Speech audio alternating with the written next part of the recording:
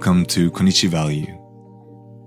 I'm Ray Saito, and today I want to talk about a very dark topic. Japan's lost generation, the silent sufferers that grew up in post-bubble Japan.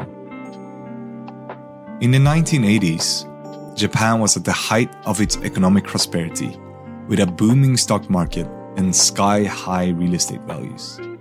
But when all of this came to a screeching halt in the early 1990s, when the bubble economy burst, the aftermath for the young people entering the workforce at that time was devastating. This generation have come to be known as Japan's lost generation, or Ice Age generation, consisting of individuals in their late 30s to early 50s. They are one of the most educated and hardworking in Japanese history, and as they got a glimpse of Japan's bubble economy, they often had high hopes for their future and believed that their hard work and dedication would pay off. But instead, they found themselves facing a tough job market and a lack of job security.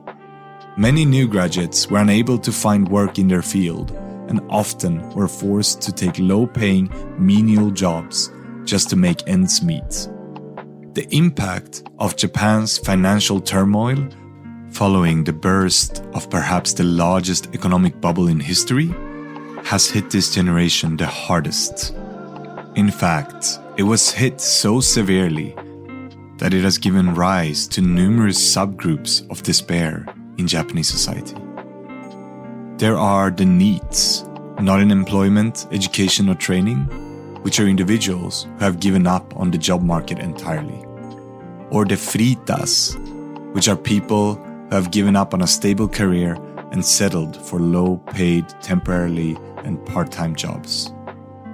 And perhaps the darkest of them all, the hikikomoris, individuals who have completely withdrawn from social life and become reclusive, often isolating themselves in their homes for months, years, or sometimes their entire lives.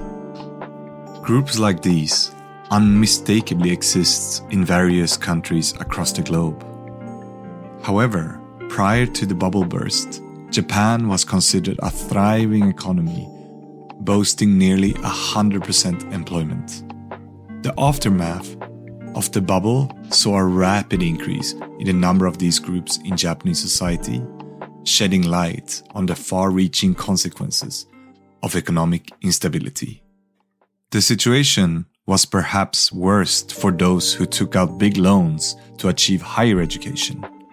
You see, in the late 90s, the Japanese government started to introduce policies to promote graduate degrees. These policies were an attempt to postpone graduation of people who risked graduating into Japan's worst economic recession and make them more attractive on the job market once the economy had recovered. As we now know, any real recovery took much longer than any policymaker had anticipated at the time, and most of these graduate students came out of university even more unemployable due to their degree preventing them from being employed for trainee or internship roles. This policy created a surplus of highly skilled people in Japan's relatively lackluster research field, where even the most highly regarded researchers were given part-time and underpaid positions. A tragic example of the consequences of these policies is Dr. Rei Nishimura, a true standout in her field of Japanese Buddhism.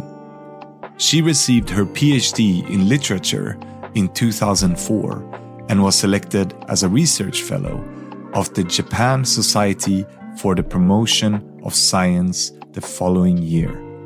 Her hard work and dedication to her studies paid off, and she received a series of awards for young researchers in 2009.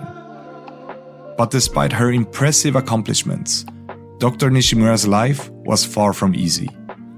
After her 3-year term as a postdoctoral researcher ended, she found herself in financial distress, relying on her parents for food, clothing, and shelter. Despite applying to over 20 universities for research positions, her applications were rejected, with some even returned without being read. Desperate for stability and security, Dr. Nishimura married a man she met online in an attempt to improve her situation. But their life together soon fell apart, and she became mentally ill, blaming herself for the failed relationship. On the same day she filed for divorce, Dr. Nishimura took her own life. Her father, who is now 84 years old, spoke out about the tragedy, saying, "Today's universities in Japan are not looking for intelligence, but rather easy-to-use labor." Ray became far too aware of this. However, it's not all doom and gloom for this generation. It's also important to recognize that many accomplishments and successes of the generation that has maybe been dealt the worst hand in Japanese history since the post-war era. You see, despite these horrible odds, many of the people from this generation have found incredibly fulfilling careers, with Japan still boasting one of the lowest unemployment rates in the world. From tech giants like SoftBank to cultural icons like Masashi Kishimoto, the creator of Naruto, this generation has produced some of the most influential and successful people and companies of our time. While it may be tempting to dwell on the difficulties faced by this generation, it's also important to take a step back and acknowledge their perseverance and resilience in the face of adversity.